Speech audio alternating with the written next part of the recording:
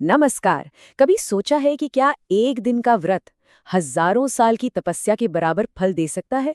सुनने में शायद अजीब लगे, लेकिन एक प्राचीन संवाद के मुताबिक ये बिल्कुल संभव है।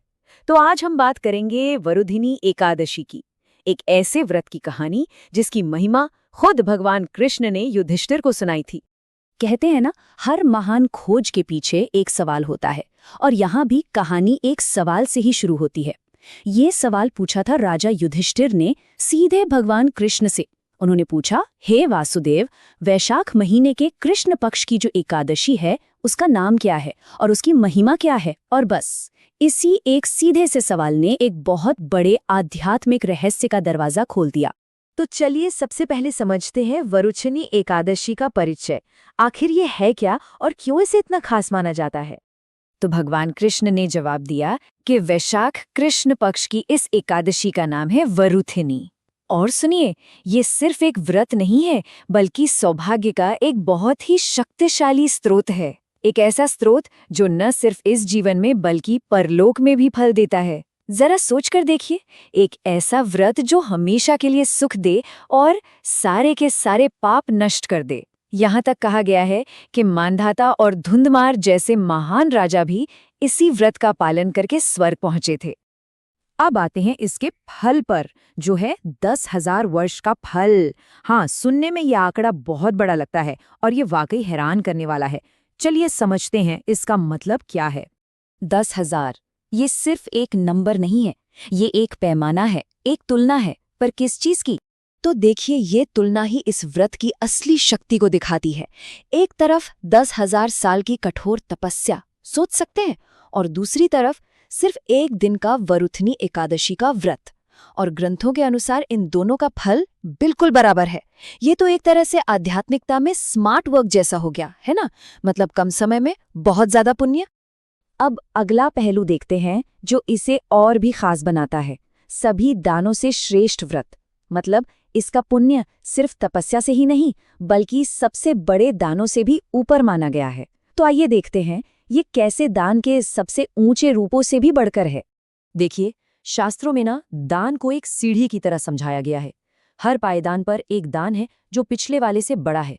जैसे घोड़े के दान से बड़ा है हाथी का दान, फिर आता है भूमि दान, तिल दान, सोने का दान, और इन सबसे भी श्रेष्ठ माना गया है अन्नदान।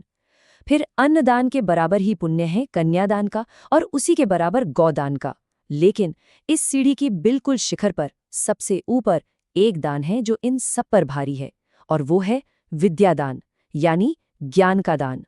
और बस यही वो बात है जो वरुथिनी एकादशी को इतना असाधारण बना देती है, क्योंकि कहा गया है कि इस एक व्रत को करने से वही फल मिलता है जो विद्या दान करने से मिलता है। मतलब वो दान जो बाकी सभी दानों से ऊपर है।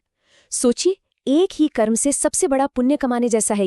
और हाँ, दान के महत्व के साथ साथ ग्रंथ इसकी पवित्रता पर भी बहुत जोर देते हैं। यहाँ एक बहुत गंभीर चेतावनी भी दी गई है कि जो लोग अपनी कन्या के धन पर जीते हैं, वे अपने सारे पुण्य खो देते हैं और आखिर में उन्हें बहुत कष्ट भोगना पड़ता है।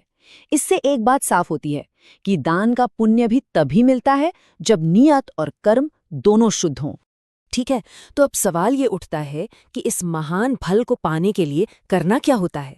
तो अब बात करते हैं जागरण और पुण्य कर्म की, यानी इस व्रत का पालन कैसे किया जाए। देखिए, इस व्रत का जो मुख्य अंग है वो है रात भर जागरण करना, यानी जागते रहना, और साथ में भगवान मधुसूदन यानी भगवान विष्णु की पूजा करना। ग्रंथों में ये भी कहा गया है कि जो लोग पाप और मृत्यु के डर से, मतलब यमराज के भय से मुक्त होना चाहते हैं, उनके लिए तो यह व्रत एक बहुत ही शक्तिशाली उपाय है।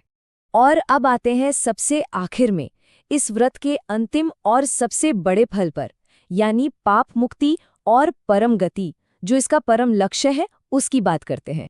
इस व्रत की महिमा देखिए, कहा जाता है कि सिर्फ इसकी कथा सुनने भर से ही 1,000 गौदान का फल मिल जाता है, सिर्फ सुनने से। लेकिन जो लोग इस व्रत का पालन करते हैं, उनके लिए फल इससे भी कहीं बड़ा है। वे सभी पापों से मुक्त होकर सीधे विष्णुलोक में स्थान पाते हैं, और यही इस व्रत का सबसे बड़ा परम पुरस्कार है। तो ये पूरी कथा हमें एक बहुत ही गहरे सवाल पर सोचने के लिए छोड़ जाती है कि आखिर क्यों ज्ञान के दान को यानी विद्यादान को सोने चांदी जमीन या किसी भी भौतिक चीज से इतना बड़ा माना गया है। शायद इसलिए कि बाकी सब कुछ तो समय के साथ घट सकता है, खत्म हो सकता है, पर ज्ञान ही वो अकेली संपत्ति है जो बांटने से कम नहीं होती बल्कि और बढ़ती है। इस पर विचार